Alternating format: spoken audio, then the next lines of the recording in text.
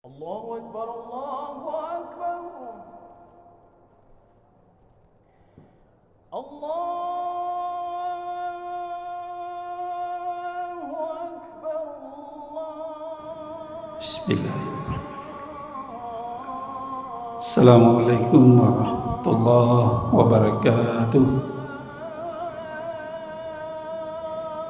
Alhamdulillah rabbil alamin alladzi an'amana bi ni'matil imani wal islam. Asyhadu an la ilaha illallah wahdahu la syarikalah wa asyhadu anna sayyidana Muhammadan abduhu wa rasuluh. Allahumma salli wa sallim wa barik ala sayyidina Muhammad wa ala ahlihi wa ashabi ajmain, amma ba'd. Fa ya ibadallah, kaum muslimin dan muslimat, Bapak Ibu jamaah maghrib serta para pendengar dimanapun berada, mari sambil kita niat i'tikaf di rumah Allah yang suci dan mulia ini, kita saling berbagi, melanjutkan dari apa yang kita sampaikan pada Ahad malam yang lalu. Malam ini kita lanjutkan dengan taklilut takalif, menyedikitkan beban di dalam syariat kita. Yang malam Ahad, malam yang lalu kita sampaikan adamul haraj,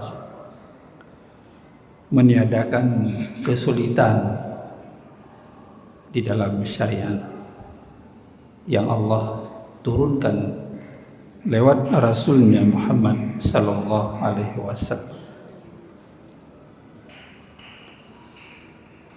Kalau malam yang lalu kita jelaskan ada beberapa contoh adamul haraj, misalnya meringankan, mengurangi kadar yang seharusnya kita lakukan 4 rakaat salat dalam kondisi normal, tapi dalam kondisi tertentu musafir kita diberi keringanan dari 4 menjadi 2. Adamul haraj, tidak ada kesulitan di dalam kita menjalankan perintah dan meninggalkan larangan Allah Subhanahu wa taala. Dalam kondisi tidak mungkin kita gunakan juga ada tahfiful ibdal. Air nggak ada atau nggak bisa kita gunakan sebagai wudu, taharah, tapi bisa mengganti dengan tayamum.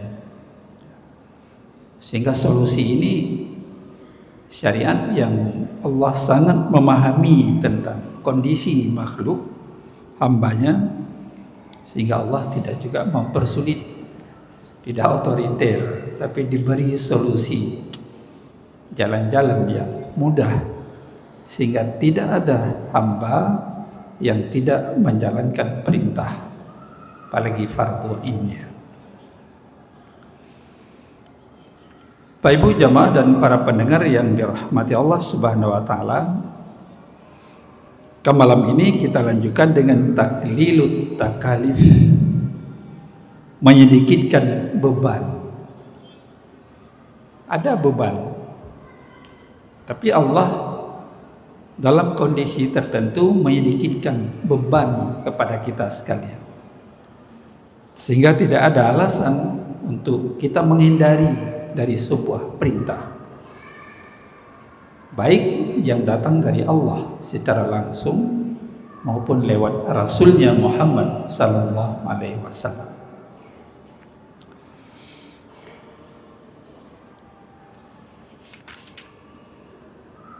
menyingkirkan beban, taklilut takalif dengan cara menghindari atau membuang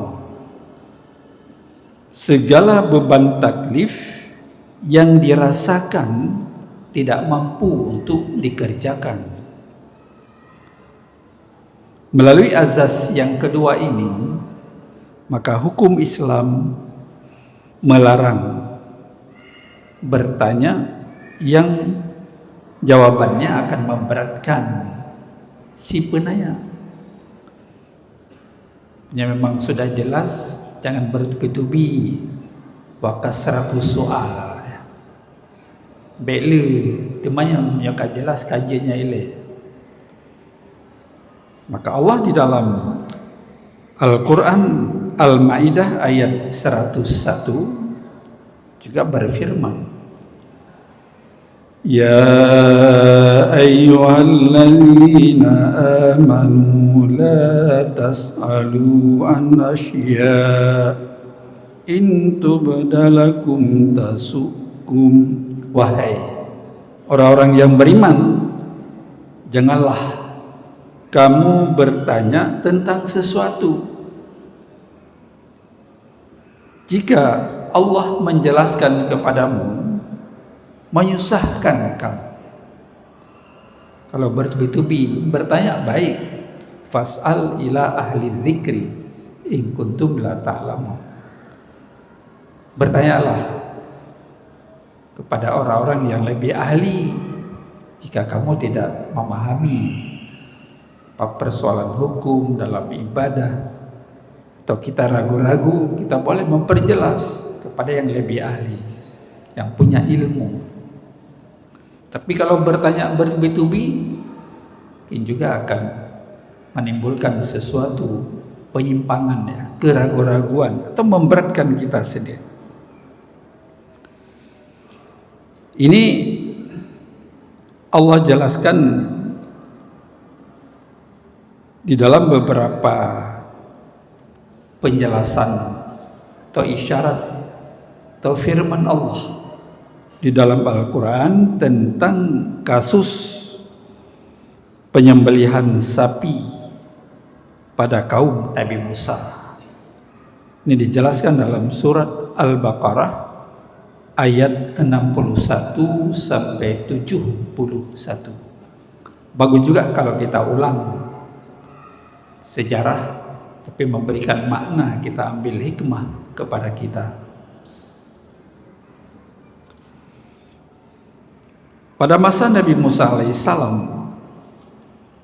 pernah terjadi, dan juga Ibnu Katsir menjelaskan di dalam tafsirnya Juz' 1 halaman 103 tentang pertanyaan dari Bani Israel ini. Qala Rasulullah SAW, hadis dari Ibnu Sirin an Ubaidah As-Salmani, Rasulullah bersabda, Kana rajulun min Bani Israel aqim. Ada seorang laki-laki pada masa Bani Israel itu aqimah. Aqimah ini tidak punya keturunan. Mandul, ya, tidak punya keturunan. Dalam bahasa Al-Quran, aqimah. La yuladu lahu wa kana lahu malun katsir. Dia tidak ada anak. Gak ada anak, gak ada keturunan. Tapi memiliki harta yang banyak. Malun katsir. Kaya, ya, juragan, konglomerat. Tapi dia wakana ibnu akhihi warasahu. Tapi dia ada keponakannya, salah seorang anak saudaranya. Tapi anak saudara ini akhirnya yang membunuh, apa namanya, orang tadi, ya, yang punya harta yang banyak, ya, dia bunuh, ya. Sehingga timbullah konflik di antara masyarakat, siapa yang membunuh, padahal dia sehat, ya. dia tidak sakit, tapi meninggal karena dibunuh.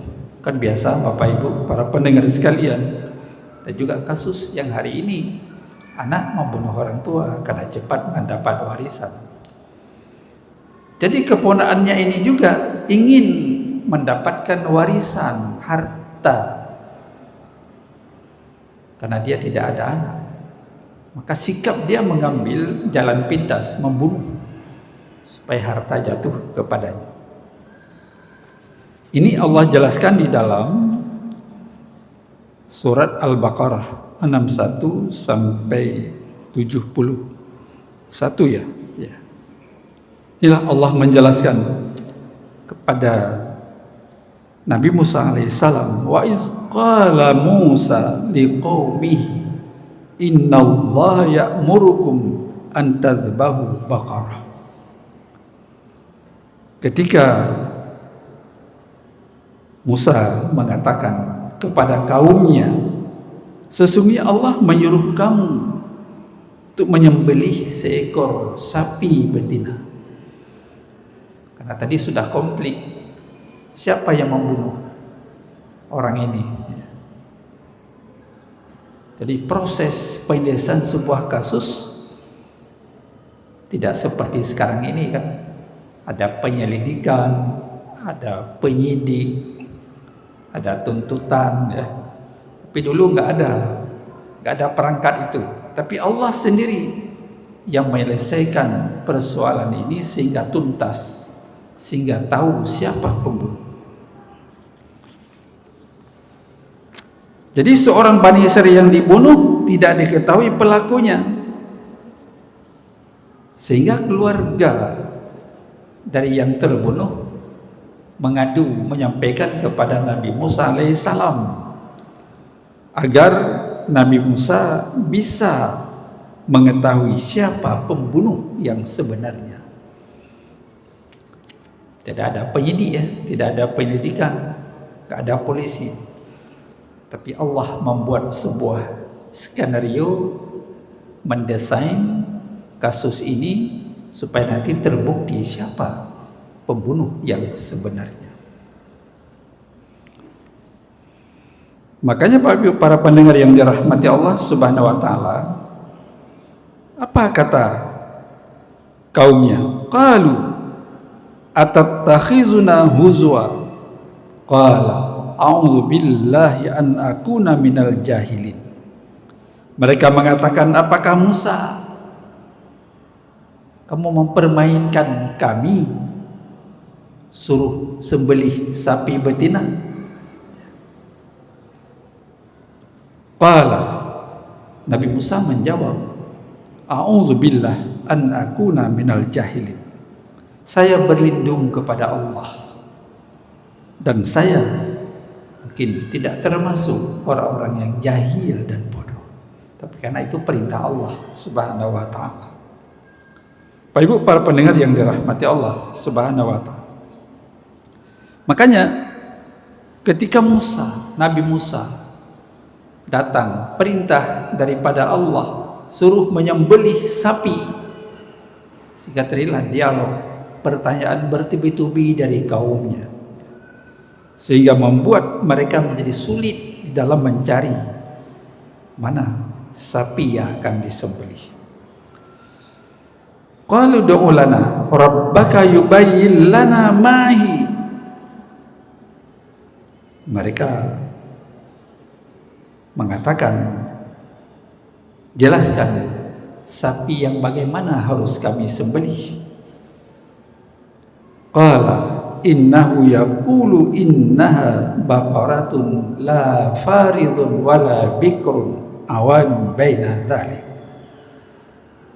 Maka Allah mengatakan,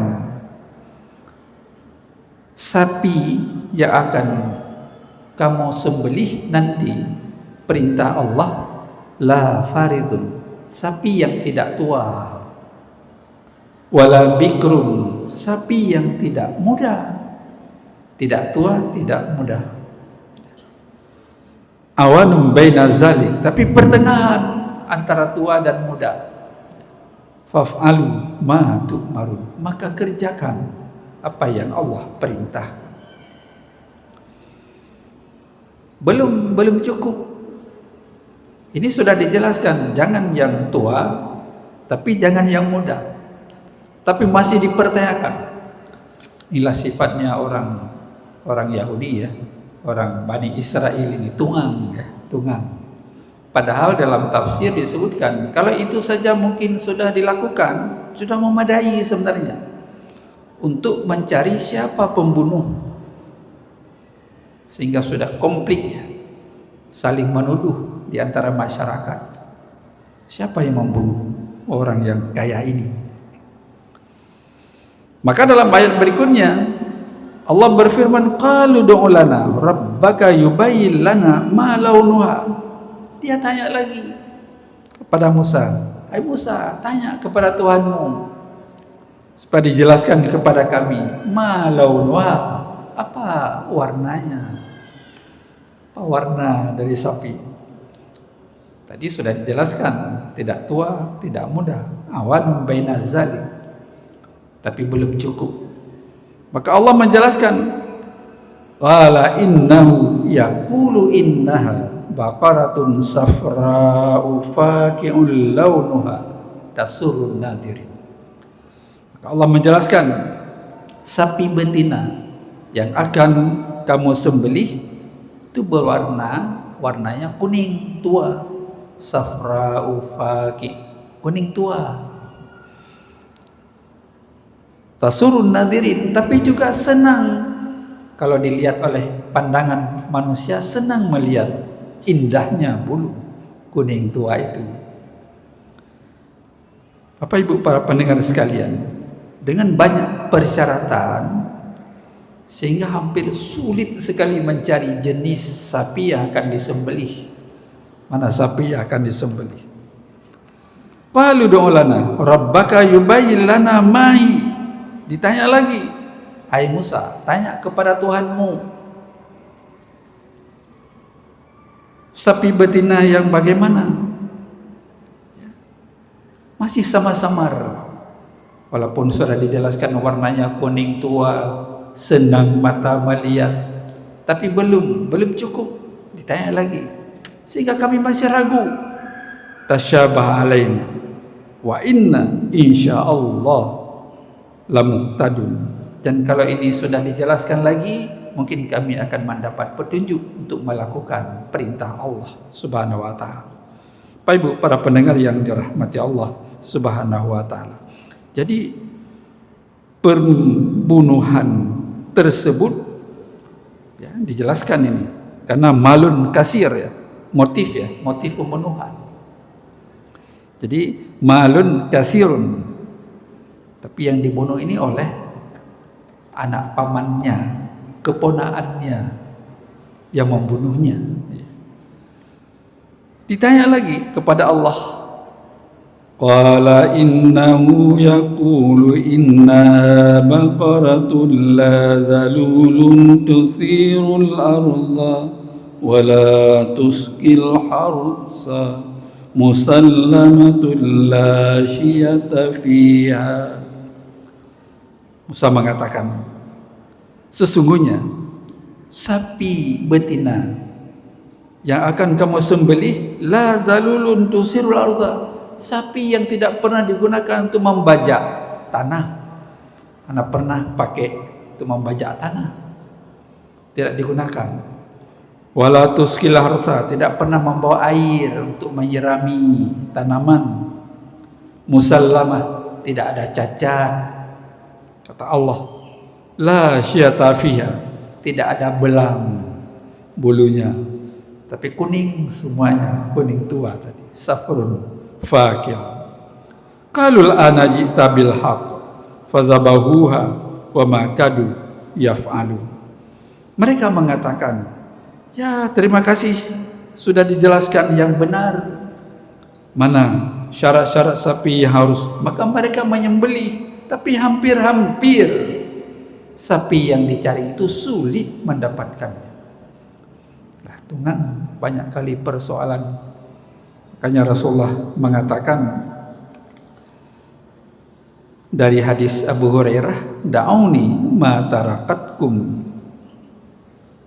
innama ahlaka man kana qablakum kasratu masailihim wa ikhtilafuhum ala anbiyaihim, rawahu Muslim. Jadi umat-umat lalu itu Allah binasakan karena banyak pertanyaan yang terus menerus dan mereka berselisih, tidak patuh kepada para nabinya, malah dibunuh nabinya ya, para anbiya dan seterusnya. Bertanya boleh, tapi dalam hal yang wajar, itu mendapatkan sebuah solusi hukum atau cara kita beribadah pada Allah Subhanahu wa ta'ala. Tapi pertanyaan Bani Israel ini pertanyaan yang lebih, sehingga memberatkan mereka, sehingga mencari, kata Ibnu Katsir dalam tafsirnya, harus dibeli dengan harga yang mahal. Ada sapi, tapi dengan harga yang mahal, sepenuh kulit sapi itu sendiri emas, harus sebanyak emas menutup kulit itu ya. Begitu mahal sapi, karena sulit. Pertanyaan yang bertubi, Allah juga memberi kesulitan kepada mereka supaya sulit mencari itu. Bapak Ibu para pendengar yang dirahmati Allah Subhanahu wa ta'ala, ketika sapi sudah disembelih, maka Allah juga mengatakan, wa idz qataltum nafsan fadara'tum fiha wallahu mukhrijum ma kuntum taktumun. Ketika mereka sudah membunuh jiwa, fadara'tum, mereka saling berselisih, tuduh menuduh ya. Siapa yang membunuh? Saling membunuh. Maka Allah mengungkapkan solusi terhadap apa yang mereka sembunyikan selama ini. Saling menuduh ya, karena belum ada pengadilan seperti hari ini ya. Faqulna duribuhu bi ba'dihha kadzalika yuhyillahul mauta wa yuriikum ayati la'allakum ta'qilun. Ayat 72 Al-Baqarah. Maka kami mengatakan, pukullah, fadribuhu, dengan bagian anggota tubuh hewan sapi betina itu.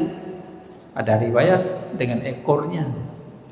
Ambil ekor, dibunuh orang yang meninggal, yang sudah mati ini. Dengan ekor bagian hewan itu dipukul orang yang mati, sehingga orang mati ini hidup sementara ya, hidup sebentar. Kadzalika yuhyillahul mauta, demikianlah Allah menghidupkan orang yang sudah mati.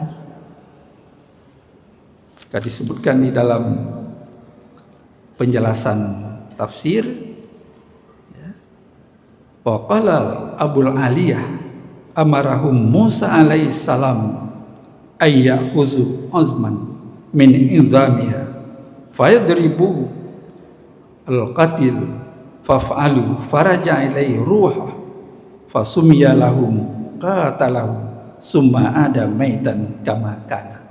Ketika sudah dipukul dengan bagian tubuh hewan sapi betina tersebut, maka Allah mengembalikan ruh, faraja ilaihi ruh, Allah mengembalikan ruh kepada orang yang mati ini. Sudah mati bisa hidup. Itulah mukjizat Allah berikan kepada Nabi Musa alaihissalam. Maka dia menyebutkan setelah hidup sebentar, disebutkan siapa yang membunuhnya. Rupanya anak saudaranya, keponakannya. Dia ingin mengambil harta saya semuanya. Bapak Ibu para pendengar sekalian. Kemudian summa ada maitan, kemudian mati kembali. Diambil lagi ruh oleh Allah. Hanya setelah menyebutkan siapa pembunuhnya. Sudah dijelaskan ya. Allah mematikan kembali kama kana, seperti sedia kalanya. Begitulah kekuasaan Allah dalam membuktikan sebuah proses kasus yang Hasan itu belum ada pengadilan seperti hari ini ya. Tapi Allah sendiri yang mendesain ya skenario sehingga siapa pembunuh yang sesungguhnya, karena ingin mendapatkan harta yang banyak dari saudaranya tersebut. Bapak Ibu para pendengar yang dirahmati Allah Subhanahu wa ta'ala. Jadi kalau kita lihat bagaimana Allah menghidupkan orang yang sudah mati, orang yang sudah wafat, itu memang urusan Allah. Kazalika yuhyillahul mauta. Ya, demikianlah Allah bisa menghidupkan orang yang sudah mati. Dan ini banyak, ada cerita lain, cerita Nabi Ibrahim alaihissalam. Juga beliau pernah minta kepada Allah, wa idz qala Ibrahimu rabbi arini kaifa yuhyil mauta.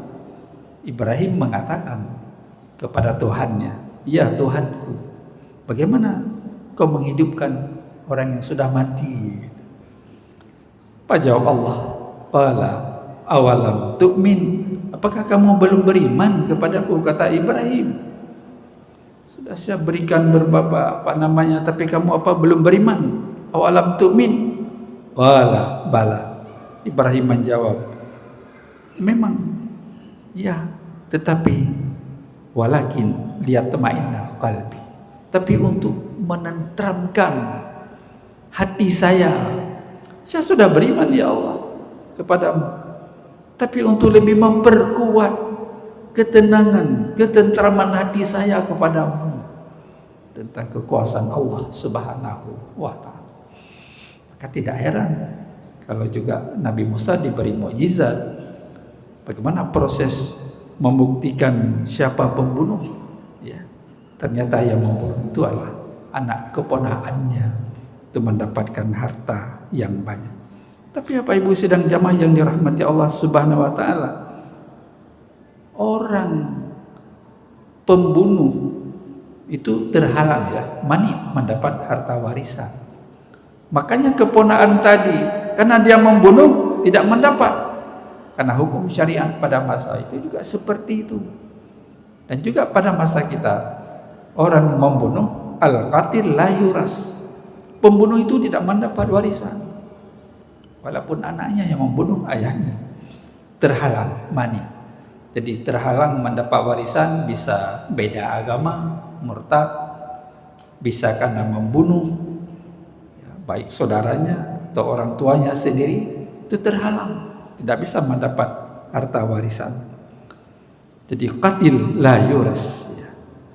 Kemudian yuhyil mauta, Allah menghidupkan sebentar saja sehingga menyebut nama siapa pembunuh, jelas, sehingga Allah kembali mematikan dia. Ini Allah kuasa menghidupkan orang yang mati. Maka nanti juga akan kita di alam kubur semuanya, ketika sangkakala pertama ditiupkan, kan kita dibangunkan semua dari alam kubur ya, hidup kepada masyar, bersaf-saf menuju timbangan pengadilan Allah Subhanahu wa ta'ala.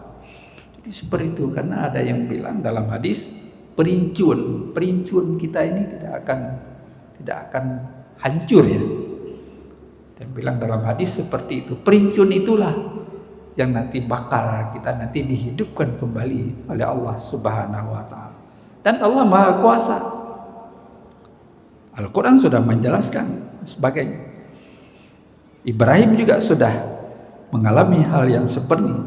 Maka ketika Ibrahim untuk lihat tamainna qalbi, Allah mengatakan fakhudh arba'ata minat tayr fasurhunna ilaika. Ambil 4 ekor burung, sembelih, cencang dia, aduk, campur dia antara satu burung dengan burung yang lain yang berbeda jenis. Maka panggil, letakkan di atas 4 gunung bukit, maka panggil kembali, niscaya burung itu akan datang kepadamu. Fasurhunna ilaika summa ja'al ala kulli jabalin minhunna juz'an summa da'uhunna ya'tika sa'ya wa'lam annallaha azizun hakim. Al-Baqarah ayat 260. Allah Maha Kuasa, tidak sulit bagi Allah untuk menghidupkan sesuatu yang sudah tiada. Pak Ibu para pendengar yang dirahmati Allah Subhanahu wa ta'ala. Jadi demikian, kita boleh, kita ambil hikmah, boleh bertanya, tapi dalam pertanyaan dalam batas yang wajar, tidak terus menerus ya dan sebagainya. Demikian pula Pak Ibu sidang jamaah sekalian, Allah memberi penyederhanaan, menyedikitkan salat yang awalnya berapa? 50 ya, 50 waktu, khamsina auqat. Ketika Isra dan Mi'raj itu 50, sehingga berak-balik Rasulullah menyumpahi Allah meminta pengurangan. Tapi akhirnya tinggal 5 waktu kepada kita sekalian. Karena Nabi Musa mengatakan, umatku yang besar-besar, tegap, kuat, tidak sanggup dia melakukan 50 waktu. Apalagi umatmu Muhammad yang kecil-kecil, ya, tidak mampu melakukan 50. Maka Allah memberikan keringanan, menyedikitkan beban. 50 jadi 5 waktu. Tapi 5 waktu, Pak Ibu, para pendengar sekalian, juga masih berat orang melakukan salat. Masih berat melakukan salat. Padahal salat itu sebuah fardhu'in, kewajiban pada setiap mukallaf. Hanya 5 waktu. Dari 50 jadi 5 waktu. Tapi 5 waktu ini masih berat dilakukan oleh hamba Allah, oleh makhluk Allah Subhanahu wa taala. Bapak Ibu sidang jamaah yang dirahmati Allah Subhanahu wa taala. Karena itu, di dalam semua isyarat perintah syariat tidak ada sesuatu yang memberatkan. La yukallifullahu nafsan illa wus'aha. Tidak ada. Allah memberatkan beban taklif kepada hambanya untuk tidak mampu melakukannya. Tapi Allah perintahkan sesuai dengan kemampuan. Summa ja'alnaka 'ala syari'ati minal amri fattabi'ah. Kemudian Allah menjadikan syariat, jalan, suatu perintah supaya kita mengikutinya dengan baik. Salat 5 waktu mana ada berat? Padahal salat itu kita harus dibiasakan dari usia dini ya, dari usia kecil. Anak-anak kata Rasulullah umur 7 tahun kan disuruh biasakan tuh salat dia. Tapi kalau sudah 15 tahun juga belum salat, disuruh beri sanksi oleh orang tua. Kita harus tegur kenapa tidak salat dan sebagainya. Tapi kalau sudah terbiasa dari rumah tangga kita bina dengan baik, insya Allah dia Allah bisa karena biasa. Man syabba ala syai'in syabba alaih. Barang siapa sesuatu yang sudah mudah dilakukan, insya Allah dia akan terus melanjutkan. Tidak akan dia tinggalkan perintah atau anjuran itu. Tapi kalau sudah karai, ya, sulit, ya, kita. Jadi menyawate rubung hanada peduli wate kajit ketriang yang sulit daputa kabra. Malah kita ditegur, ya, dibantah orang tua oleh anak dan sebagainya. Bapak Ibu para pendengar yang dirahmati Allah Subhanahu wa taala. Dengan demikian kita ambil beberapa hikmah di dalam riwayat tadi. Yang pertama, bahwa Allah memberikan solusi dalam kondisi-kondisi sulit, way out, jalan keluar, sehingga tidak ada sesuatu yang tidak bisa dijelaskan, baik persoalan hukum atau tata cara kaifiat kita melakukan sebuah perintah Allah Subhanahu wa taala. Kalaulah di dalam Al-Qur'an misalnya disebutkan aqimis shalah wa atuz zakah, dirikan salat, keluarkan zakat, itu kan umum. Bagaimana cara kaifiat kita mendirikan salat, mengerjakan salat? Bagaimana kaifiat kita mengeluarkan zakat? Tentu ini dijelaskan kembali oleh hadis Rasulullah Sallallahu Alaihi Wasallam. Bagaimana kita harus salat? Lihat bagaimana Rasulullah salat. Aku salat. Lihat bagaimana Rasulullah salat. Dijelaskan bagaimana tata cara salat Rasulullah oleh para sahabat dan lain. Kemudian yang terakhir itu haji. Tentang perintah haji juga tidak semua orang yang diwajibkan. Dalam surat Al Imran ayat 97, Hanya walillahi 'alan nasi hijjul baiti man istata'a ilaihi sabila.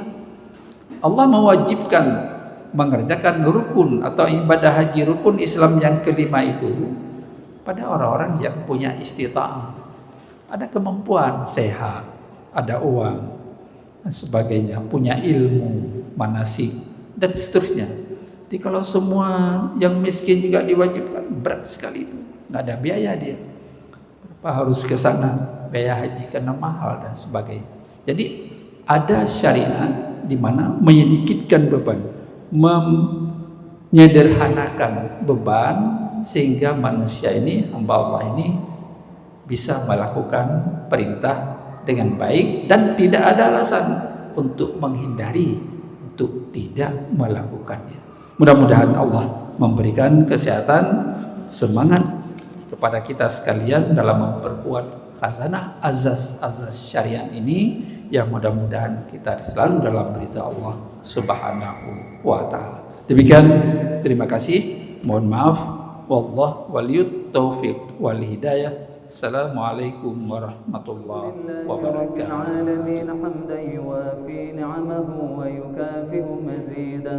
يا ربنا لك الحمد كما ينبغي لجلال وجهك الكريم وعظيم سلطانك. اللهم صل على سيدنا محمد وعلى آله وصحبه أجمعين. اللهم